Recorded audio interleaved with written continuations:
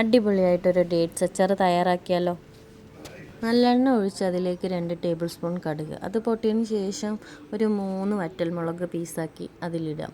1 cup വെളുത്തുള്ളി,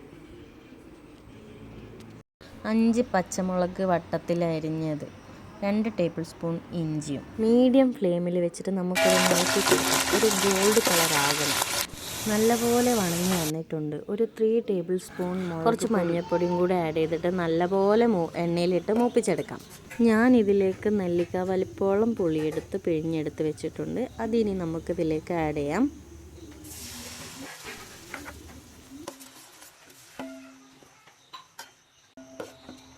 ഇനി ഇതിലേക്ക് നമ്മൾ ഡേറ്റ്സ് എടുക്കാം. ഒരു 400 ഗ്രാംസ് ഡേറ്റ്സ് ഞാൻ എടുത്തിട്ടുണ്ട്.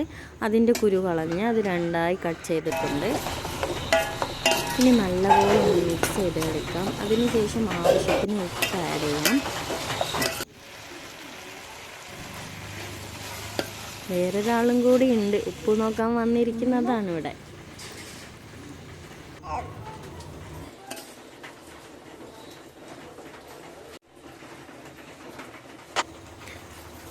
ഡേറ്റ്സ് എല്ലാം ഒന്ന് സോഫ്റ്റായിട്ട് വേകുന്നത് വരെയ്ക്കും നമുക്കൊന്ന് ഇളക്കി കൊടുക്കാം.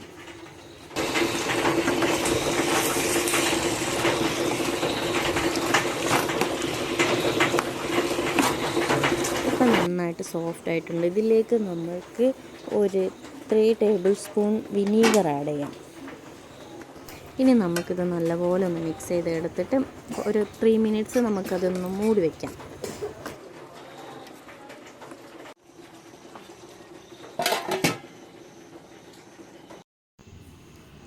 നമുക്കിനി ഇതിലേക്ക് 1 കപ്പ് വെള്ളം കൂടെ ആഡ് ചെയ്ത് കൊടുക്കാം. അത് നല്ലപോലെ ഒന്ന് മിക്സ് ചെയ്തെടുക്കാം.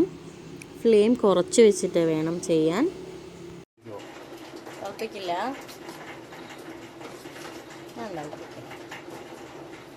പിന്നെ ഇതിലേക്ക് കുറച്ച് കായപ്പൊടിയും കൂടെ ആഡ് ചെയ്യാനുണ്ട്.